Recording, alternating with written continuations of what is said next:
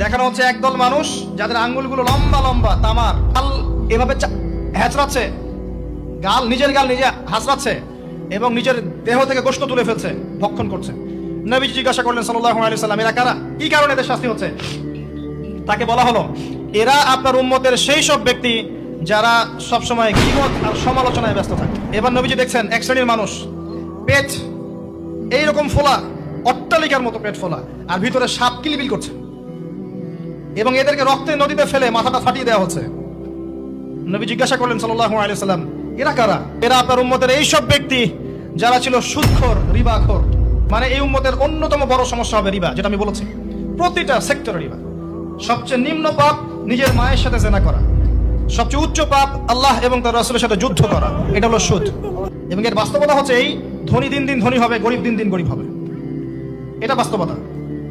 রক্ত চুষে খাওয়া হয়, এই কারণে রক্তের নদীতে ফেলা হয়েছে। এবং সাপ খেয়েছে তারা, সাপ খেয়ে পেট ফুলিয়ে ফেলেছে। আর একটা হাদিস আগেই বলেছি, যে দেয়, যে নেয়, যে সাক্ষী থাকে, যে লিখে রাখে, সবাইকে সমানভাবে লায়নত করেছেন নবী সাল্লাল্লাহু আলাইহি ওয়াসাল্লাম। নবীর লায়নত নিয়ে হাউজে কাউসারের পানি কোশ্চিন কালো পাবেন না, কবরের উত্তর দিতে পারবেন না। এমনকি নবী সাল্লাল্লাহু আলাইহি ওয়াসাল্লামের সুপারিশ আপনার কপালে নাও জুটতে পারে, সতর্ক হয়ে যান। তিনি আসছেন, দেখলেন এক শ্রেণীর মানুষ আগুন, বড় বড় আগুনের দলা, এগুলো মুখে ঢুকাচ্ছে, পিছনের রাস্তা দিয়ে বের হয়ে যাচ্ছে। নাউযুবিল্লাহ পড়ি আমরা। জিজ্ঞেস করা হচ্ছে, কারা এরা? মর্মান্তিক শাস্তি হচ্ছে। নবী সাল্লাল্লাহু আলাইহি ওয়াসাল্লামকে বলা হলো, এরা আপনার উম্মতের সেই সব ব্যক্তি, listen to me very carefully, এরা আপনার উম্মতের সেই সব ব্যক্তি যারা ইতিমদের মাল আত্মসাৎ করে খেত। ইতিমের মাল আত্মসাৎ করলে যদি এই শাস্তি হয়, জনগণের মাল আত্মসাৎ করলে কি হতে পারে চিন্তা করে দেখেন। এটা মানুষের হক, আল্লাহর কাছে ক্ষমা পাওয়া যাবে না, মানুষকে দিতে হবে।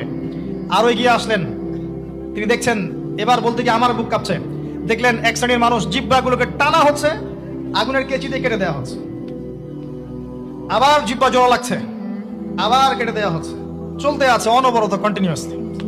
আল্লাহর কাছে কায়মন বাক্যে দোয়া করি, এই সময় দোয়া কবুল হয়। আল্লাহ পাক যেন দোয়া আমাদের কবুল করেন, আল্লাহ পাক যেন আমাকে এবং আপনাদেরকে এদের অন্তর্ভুক্ত না করেন। জিজ্ঞেস করা হলো, এরা কারা? নবী সাল্লাল্লাহু আলাইহি ওয়াসাল্লামকে বলা হচ্ছে, এরা আপনার উম্মতের সেই সব ব্যক্তি যারা ছিল বক্তা, ওয়াইজ, যারা অনেক বক্তব্য করতো, নিজে আমল করতো না।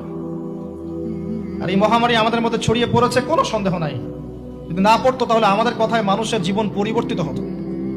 খুব কম দেখা যায় যে আমাদের কথাগুলো আপনাদের কলবে তাসির হচ্ছে। তাসির তখন হবে যখন আমার মধ্যে আমলটা থাকবে। জানা অনুযায়ী আমল না থাকলে এই অবস্থা হবে। আল্লাহ পাক আমাদেরকে হেফাজত করুন, আল্লাহ পাক আমাকে এবং আপনাদের সবাইকে হেফাজত করুন, আমিন। আরো এগিয়ে আসলেন, দেখা গেল এক শ্রেণীর মানুষ